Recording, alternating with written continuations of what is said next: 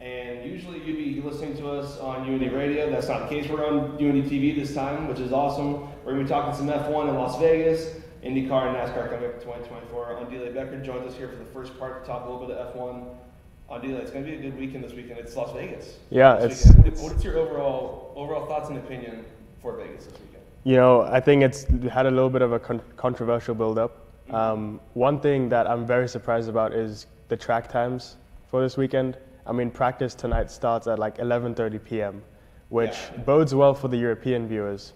But if F1 wants to have more American viewers, you'd think maybe start the race at like 6 p.m. or 7 p.m., you know?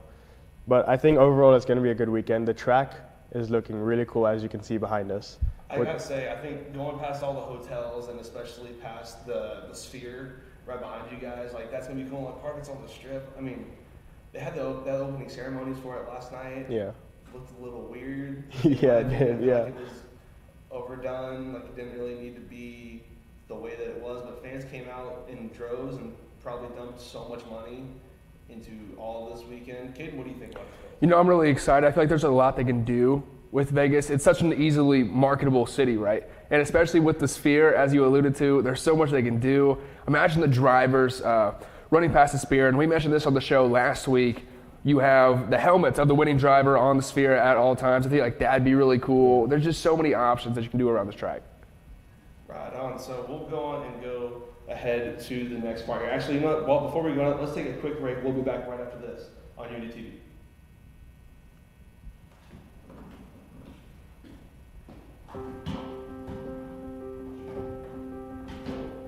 There's often a moment when you're helping somebody with math where they just suddenly get over that little barrier. I swear I had it turned on. I swear I turned it back on. Aha moment, and I really like being involved in helping students achieve that moment.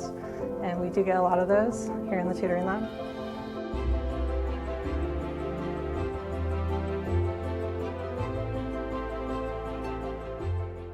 The first time I went to Lucas Oil was last year for the 6A Center Grove versus Carroll State High School football game. And I walk in this time thinking I know what's going on, thinking I know what's going to happen. And if I were to say that Lucas Oil lost any effect on you, just the pure vastness that it hits you when you walk in, I'd be wrong. And Jace put it perfectly. He walked in and said, wow, this is the dream. And it is, because the people that we look up to listen to a high school football game of the week on WICR HD3 UINDY Radio. All right, back here on In the Fast Lane. Apologies, I was being a doofus. Mic was turned off, but we're back. So anyway, after Vegas this weekend, everyone's going all out in for Vegas, especially, you know, all the drivers, all the teams are. Bunch of drivers and teams are running new liveries for the weekend. And I think to start it off with, we got Alpine's new one, kind of an all camo look. I think they could have gone a little bit more all out for it, in my opinion. What do you guys think? I mean, I like it. I think it's a subtle change that makes a little bit of a difference. They have a lot more patterns going on compared to the normal livery. And I mean, I just love the Alpine colors. The way it stands out on track compared to everyone else, I think it looks really clean. I agree with you on delay. It has to stand out, right? Because, I mean, at the speeds that these guys are traveling, it's hard to identify cars. You know, you wouldn't really be able to pick out the camo. You're just going to see a flash of light blue. And I think this does the job pretty well. I could agree with you. And one of the drivers for Alpine, Esteban Ocon, running a new Vegas helmet. It's Deadpool themed. He's got Ryan Reynolds with him. Yeah. I don't know why Deadpool for Vegas, but whatever floats his boat, I guess. Ryan Reynolds is a new majority owner in Alpine. Oh, that's right. I totally spaced that. I mean, Ocon has had a bunch of superhero-themed helmets so far. He's had Spider-Man earlier in the season and now Deadpool.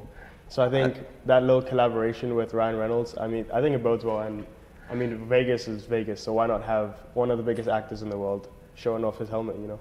And we're seeing more and more celebrities not only get into just F1, but racing overall. And a lot of athletes, like Ryan Reynolds is an athlete. He's Deadpool. He's an actor, but you see him hopping into like majority roles as owners of teams, especially in racing. Yeah.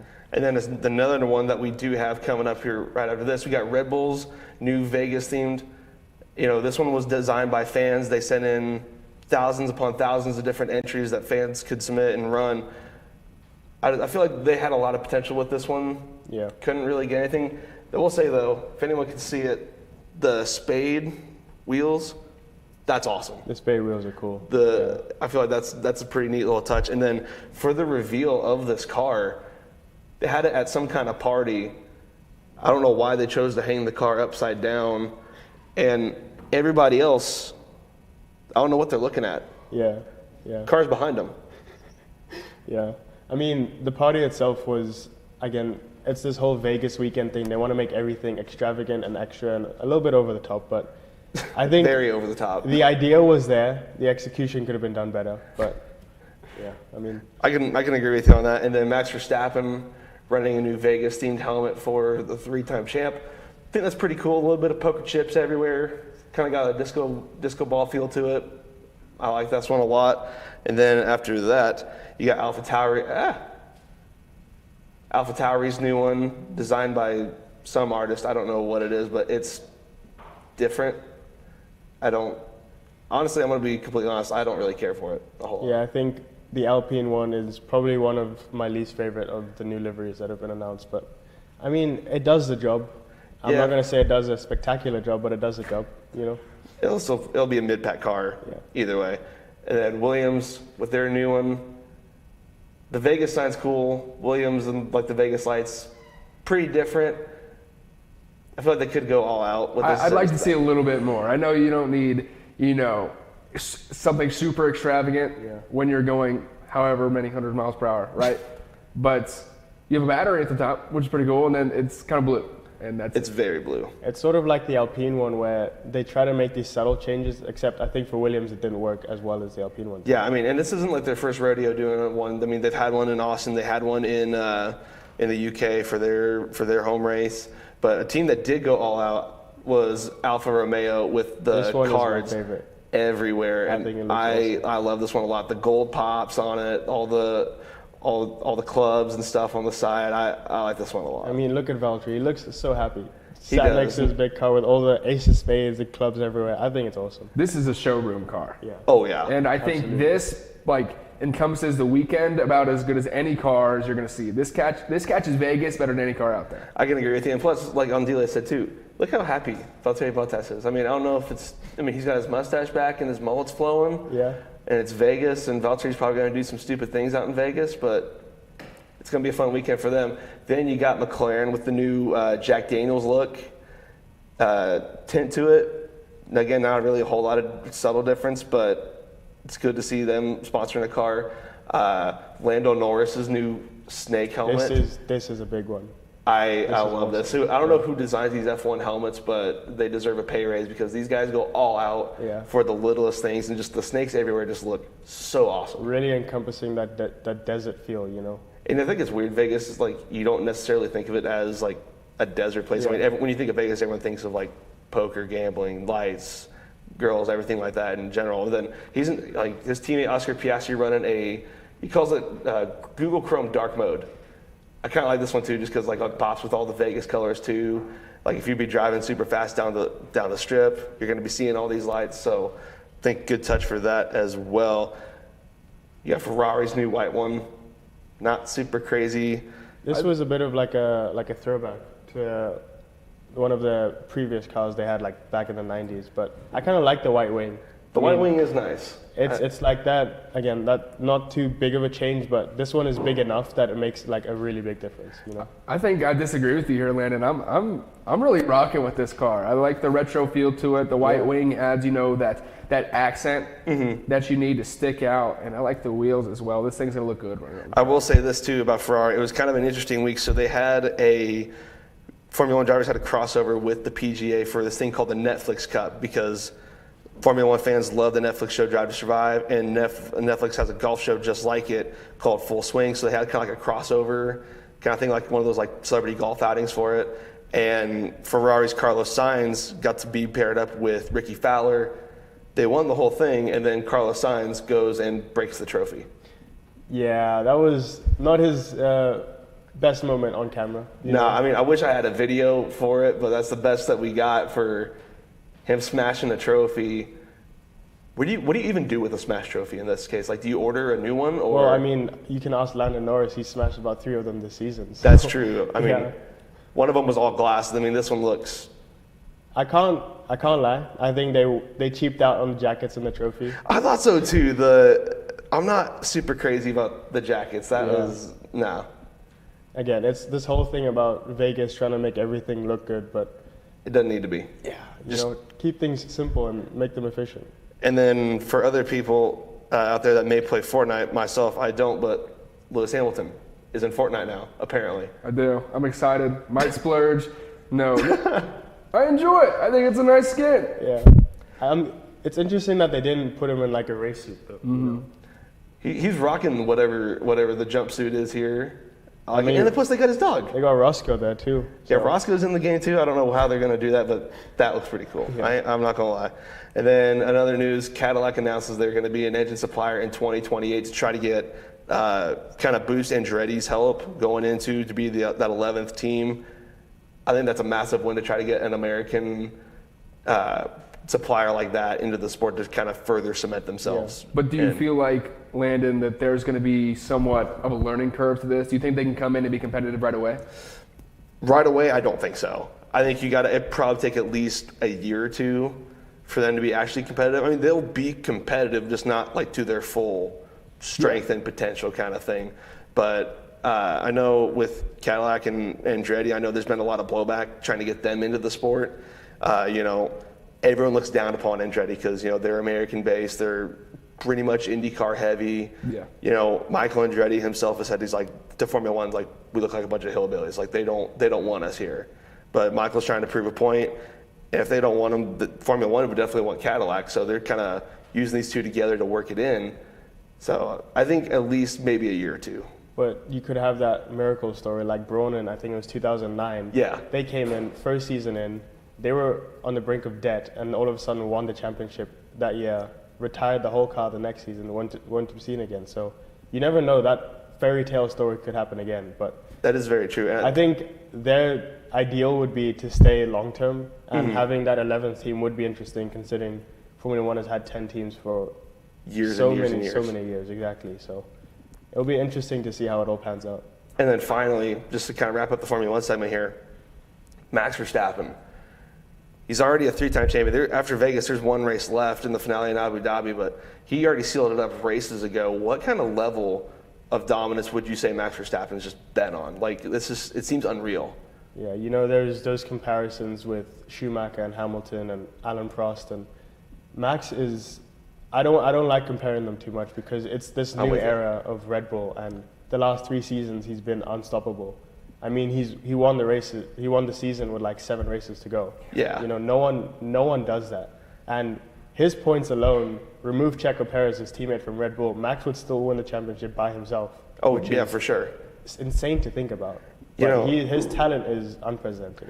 It's amazing. I can agree with that too. And then I think some of the scary things is like him and this car have so much, like they have so much together and that he could do. Like a lot of the races that he's been winning, he's been holding back apparently. Yeah. Could you imagine him at the full potential with this car? I mean, we saw it in Brazil. I think he showed his full potential maybe once when Lando Norris was trying to pass him on like 5 laps in, something like that. But even if he's just driving like it's like a Sunday drive for him, he's still unstoppable. So that puts the pressure on other teams, right? I mean, you have Cadillac coming in and all these other squads. Someone needs to make a car that can compete with Red Bull. And that's what it comes down to, or else we're probably not going to see the full extent to what this team and Verstappen can do. I think if anyone can compete with him, it's probably McLaren. Yeah. I'd honestly have to say, I mean, the way that they started out the year terrible, did some major upgrades, and now they're easily, second best team? Yeah. On there, right behind or right in front of Mercedes and Aston Martin and stuff like that. So, but no, Verstappen, obviously he's going to go down as one of the greats, but I don't think right now you can't compare him to any of the greats. But one of the scarier things I've read recently is that Adrian Newey, who designs the Red Bull aerodynamics of the car, he thinks that next year is going to be even faster and even more aerodynamically like pure, And I'm like, how would that even be possible? This car is a rocket on wheels. That's wild. It flies down the track. The only issues Max has had is brake problems and sometimes a little bit of an engine failure. Otherwise, he's had a perfect season. He's won, I think, so this will be, there's 20 races in, he's won 17 of them in this thing. He's breaking records left and right. You know? Yeah, I mean, he already broke the record for the most wins in a single season. He's at 17. I don't know what else this man can't do. Yeah. So it's impressive. It really is. So, Andile, thank you so much for talking F1 with us. We appreciate it. We'll be back with some more IndyCar and NASCAR stuff coming up right after this on In the Fast Lane. Are you feeling alone in your faith? UINDY Catholic gives you an opportunity to get involved in a religious community on campus, providing sacramental needs and fellowship for prospective students and giving you a sense of belonging. We just want you guys to know that God loves you, He delights in you, and He's in awe of you. And we would love to meet you. So you should come on out. UINDY Catholic, a community for you. For children who may have high-functioning autism, may have ADHD, processing challenges, working memory issues, sensory integration issues, those types of challenges. It's a place where human beings are valued, children are respected. It's a progressive school that takes a hands-on approach to education. Welcome back to In the Fast Lane. Landon Coons and Caden Colford joining you here once again. So we switch over from Formula One to IndyCar. Off-season's been incredibly busy, and we're just gonna go off who we think is gonna be better, who can improve some of the new lineup changes that we have for the IndyCar season. And starting off, we do have Rahal, Letterman, Lanigan Racing, Gary Rahal, Christian Lundgaard returning, Pietro Fittipaldi making a comeback. He did one Indy 500 back in 2021. He did a couple ovals here and there. And when he got signed, I think this was a big shock announcement from, I think, anybody. I think he was probably the last person that we would have guessed to get this ride. And there's a lot of stuff that goes into these decisions that here in the public and even in the media we'll probably never get to see. Those discussions behind closed doors, the deals that are made, sometimes under the table possibly. But I mean, we won't really know how good or how bad this move is until we see him out on the track. I can agree with you on that. And his little brother Enzo Fittipaldi, he could potentially get an IndyCar ride for next year too. Rahal, you look back at them at the Indy 500 and where they were. I mean, these guys were awful. And then after some adjustments, Christian Lundgaard ends up winning a race in Toronto. Graham Rahal gets pole in the Indy GP, gets second behind Scott Dixon. I think it's safe to say they're obviously on an upswing for sure. I think so too. I'm excited to see where this goes. Obviously, it's a coin toss in the air how it's going to go. And then next up, you do have Ed Carpenter Racing, Rinus VeeKay and Ed Carpenter back, bringing the defending Indy Next champion Christian Rasmussen. Him and Ed Carpenter are going to share the 20 ride. So the car's going to be full time, but Christians will do only street and road courses. Ed Carpenter will do all ovals, but they will add a third car for Rasmussen for the Indy 500. I think everyone's been really excited about this, to have Rasmussen on board. He's young, he's very, very talented. Everyone loves to see what this kid can do. I think he's going to fit in extremely well with this team. I mean, if you watch him at all in Indy Next, this guy has shown what he's capable of. So now he's up against the big dogs, if you will, up against, in the biggest races in the world, and I think he can do it. I mean, with the team he has around him, the car that he's in, he'll be fine. Oh, I think so too. I mean, especially, you got the hometown heroes. You got the Butler Bulldog, Ed Carpenter, Rinus VeeKay, who's always on fire at Indy. I think Christian will fit right in perfectly. Next up, you got Meyer Shank Racing. You got Felix Rosenquist and newcomer Tom Blomqvist. Blomqvist came in and replaced injured Simon Pagenaud. Elio Castroneves, he was going to be taking over kind of a co-owner stake with Meyer Shank Racing, but he's also going to be a one-off for the Indy 500. So that drive for 5 is still alive at the Indy 500. I'm excited about this team. I honestly am, because they shut down their IMSA program, their sports car program, to come over and try to fix their IndyCar program. Their IndyCar program wasn't great at all last year. And I think that just kind of shows their priorities lie, right? I mean, they're willing to go all in, throw all their chips, all of their money. And this is millions we're talking about landing into IndyCar. Oh, for sure. And, I think, too, with Meyer Shank, I mean, you had two great and talented drivers last season. Elliott was there last year, and then Simon Pagenaud before he got hurt. I mean, Elliott was a 4-time Indy 500 champion, so is Pagenaud. Pagenaud's a series champion. It's not like they're bad drivers and they just forgot how to drive. the car just was not good for them, and I think they're looking for a complete team overhaul. I'm going to be curious to see what Elio does from not in the driver's seat, but behind there, kind of get a different perspective and different feel for everything. And you mentioned the car kind of being the problem. Money is really the only thing that can summit that hill. I definitely agree with you on that. Moving on, you got Arrow McLaren for next year. You got Pato Award and Alexander Rossi returning full-time. Pato got so many second-place finishes, didn't get a win. Alex had one podium at the Indy GP. He's still looking for his first kind of win for him in the McLaren colors. But I think that's the two big ones. You got two changes coming up for next season as well. David Malukas comes in, replacing Felix Rosenquist, and then Kyle Larson. He's going to be running the Indy 500. We've mentioned it before. We got to talk to him before. He's just super excited about it. I'm going to be so excited to see what he does at the Indy 500. And just talking to him, it's hard to kind of gauge where he's at because he's a real mild-mannered guy, really level-toned. Obviously on the racetrack, he's a whole different dude. After this guy wins, he's a monster. But when we talk to him, he's trying to stay calm, just kind of take it as it's coming, right? I would agree with you on that. And, he said, after he did his little preseason test, he was just kind of like, he's like, I didn't get really the full potential of it. Like, obviously, this is probably one of the fastest things he's ever driven before. And that was weird too. After he got done, they said, was that the fastest he's ever gone?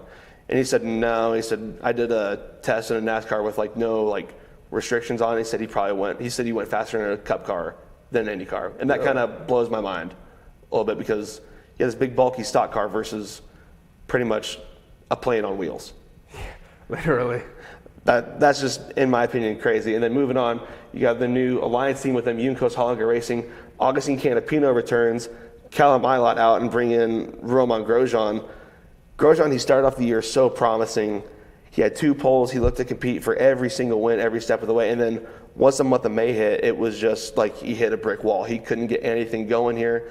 He left Andretti Global. I believe he's suing Andretti Global for his name and his likeness. So Roman Grosjean is known to burn bridges, and with this team, it's an Argentinian-based team, and you have an Argentinian driver. Yeah. And last year, this team got in a lot of controversy because their other driver that is since no longer with the team, Callum Ilott, whenever these two would get into little accidents, between the drivers, it happens, right? No big deal. Mm-hmm. But Twitter and social media came after this man and attacked him left, right, and center. And if this man's known to burn bridges, if these two get into trouble on the track, it's not going to be pretty for him. Argentina's going to come after him for sure. So it sounds like there's some trouble at home. There's some toxicity if you won the team. You ask anybody, and it is a very, very toxic team. It's almost like no one wanted to go to it, but he's still looking for a ride. And he's probably one of the best drivers to get that seat. So you're not convinced? No, okay. Not quite yet. But moving on to Andretti Global. Your man Colton Herta, you got his jersey on. Yeah. Kyle Kirkwood returns, and then Marcus Ericsson coming into the team to replace Roman Grosjean. This one I'm super excited for because this is going to be a fun team. Colton Herta, obviously, he's still fresh in the game. Yeah. He's still super young. He's 23. He's still rocking. Kyle Kirkwood, he's proven he was the only winner for Andretti last year. Got 2 wins. He's rocking the cowboy hat at Nashville. Marcus Ericsson only had 1 win. He got it at the season opener at St. Pete. Should have won the Indy 500 this year. He was right there. He should have. Right there. He should have been a 2-time and back-to-back Indy 500 champion, but he left Chip Ganassi Racing to come over to Andretti. Andretti was only going to be 3 cars this year. They're going to be downsizing from 4 to 3. I'm really excited about this one. I've heard rumors that they're going to have a 4th car for Indy for Marco Andretti to continue his work there. And you have a couple guys that are really solid on ovals, and then over on road courses, Colton Herta is probably one of the top in the biz. Oh, for sure, and I think he could have been another one too. All 3 of these guys at some point in the Indy 500 this year had a chance to win. Colton Herta, he had a penalty in the pit lane. Kyle Kirkwood was up there, and then he was literally up there, upside down, tire. There was a point where Colton Herta was the highest climber in the entire thing. Yeah, he started 23rd, and at one point he was up to 9th. He was back there. And I remember the text you sent me when he got penalized. You're just like, oh no. Literally. So coming up after this one, you got Chip Ganassi Racing. This one I think is the most interesting one. You got all season long. You got Scott Dixon coming back because he's one of the IndyCar GOATs, defending champion. Alex Palou's back. Marcus Armstrong gets elevated from part-time to full-time. And then after that, you got they had 2 more drivers, which usually they're a 4-car team, but they're expanding to 5 full-time cars. And you got your newcomers here. You got Linus Lundqvist and you got Kiffin Simpson. Linus Lundqvist, I'm super excited for because he got called up when Simon Pagenaud was injured to do just handful of races, see what he can do, because he was supposed to get an IndyCar ride for this season, didn't get it due to funding. They gave him a shot, and like I said before, Myers Tank Racing, they weren't in the best equipment at all, and he outperformed Elio Castroneves. He outperformed fantastically in bad equipment, and now he's in with one of the top caliber teams. That just excites me even more. And they had ROP testing for him, and he looked good. So obviously the guy has the skill, right? But it's just a matter of meshing everything together. Because obviously you have all this upgraded stuff, but it's a brand new setting for this guy. It is. He's got a handful of races under his belt, so he knows what the car is like. But with the powerhouse now of Chip Ganassi Racing, I think it's going to be even more phenomenal. And then Kiffin Simpson. I'm not excited about this move whatsoever. Not a big fan? Okay, here's my take on Kiffin Simpson. I like Kiffin Simpson. He's a super nice guy. He's not ready for IndyCar whatsoever. And rumor is, well, not rumor, I guess it's true. One of the sponsors for Andretti and for him is Ridgeline. I think it's a lubricant company. But apparently his dad owns Ridgeline. And Ridgeline, like I said, they're a big sponsor of the team. So the only reason he's kind of there is to kind of help out the team, and he wants to go up now. I think he is ready for IndyCar, just not now. Give him maybe 2 more years at most. I think he'd be ready, but right now I think it's way too early for that. And plus, one of the other rumors is the reason why he's there is to help out with all the Alex Palou legal issues from when he was saying he was going to go to McLaren, and they're Ganassi saying, no, we're still going to keep him. So, there's still a lawsuit being settled in there. I'm not sure if it's settled or not, but apparently he's another big reason why he's there too. I don't know. I don't know legal stuff. All right. And then finally, you got Team Penske. They're going to be the only one with the same exact lineup for next year. For now, Will Power's coming back, Scott McLaughlin, then your defending Indy 500 champion, Joseph Newgarden. He's going to be back. Joseph went 4 for 5 on ovals last year. I mean, you can see why they kept the exact same lineup, because it's one that works. Yeah, for sure. I mean, Joseph, he wasn't the super strongest on the road courses last year. I mean, he was up there, but it'd just be kind of dumb luck that always took him out. Will Power, he went winless for the first time in his career. He got a few poles here and there, but he went winless. But I don't think that's a trend that continues, do you? Oh no, I think next year, he'll go out fighting and swinging. Indy, I'm not super convinced yet. Indy GP though, on the other hand, I'm fully convinced. And then you got Scott McLaughlin back here. He's celebrating. McLaughlin, I think he has 1 win under his belt for this year. I think he's got 4 career total. He looks promising. I think he's going to be on a rebound year for next year for sure. And then going into some NASCAR stuff here in the closing minutes that we have, Penske, they're going to keep the same lineup in NASCAR for next year. You got defending champ Ryan Blaney, Cinder's coming back, Joey Logano's coming back. I will say with Penske, they did not look impressive overall whatsoever in the Cup race, other than Ryan Blaney just being a menace to society in the last handful of races that they had. That's all it took for him, right? I mean, he just caught fire at the right time. Right? That's all it was. If you looked at Ryan Blaney at the beginning of the season, you would think, okay, this man is probably not going to be champion. He'll probably go out like second to last round. Yeah. But now, he was just super consistent. He won 3 of the last 6 races. All the last 3 races, he all had podiums, which, that's all it takes in this sport now is just consistency. Consistency's key. And then, Hendrick Motorsports, Kyle Larson obviously come back, William Byron. These guys were the 2 lead runners for Hendrick Motorsports. Combined, these 2 guys had 10 wins alone. So I think they're going to be fine. And then you got 2 guys that looking on a rebound, Chase Elliott and Alex Bowman. Chase Elliott missed a handful of races for injuries, and he had a 1-race suspension. Alex Bowman, he missed 3 races due to an injury as well. So both these guys went winless on the year. They didn't make the playoffs, so they're definitely looking for a rebound. I don't know what they can do. Chase looked kind of strong there. He kind of showed flares that he could get something going there at the end of the season. Didn't seal the deal. And then Bowman, I don't know. Bowman just was non-existent. He was always just hanging to the back of the pack. Exactly. Other than Bowman, I feel like Hendrick is in a solid spot. Oh, for sure. I think Hendrick's going to be in a very good spot for next year, and They got Kyle Larson doing the Indy 500 next year, and Hendrick's going to help them out for next year as well. And then as we got just kind of one more minute left here, we do have Stuart Haas Racing, Chase Briscoe, Ryan Priest coming back for sure. Josh Berry is going to be replacing Kevin Harvick as he's going to Fox for being an analyst role. There's still one more seat open. Rumor is it's going to be Noah Gregson taking that seat to replace Eric Almirola, though. That's just a bunch of hearsay right now, nothing confirmed. But you got Cal Naughton and you got Ricky Bobby back. That is for sure. 100%. And then finally, the last one we got here, Trackhouse Racing. I'm excited for this one. Daniel Suarez, Ross Chastain comes back for full time, and then Shane Van Gisbergen going to be back on a part-time schedule. The guy that won the one-off race in Chicago, he's going to be coming back. He wants to do NASCAR so badly, and I'm excited for this pairing. Me too, Landon. So, all right, that's all the time that we have. Thank you guys so much for joining us. Hopefully we kept you entertained for some part of it. If you didn't, I'm sorry. My name is Landon Coons, so that's Caden Colford. Thank you for watching. We'll be back next week on UINDY Radio and UINDY TV.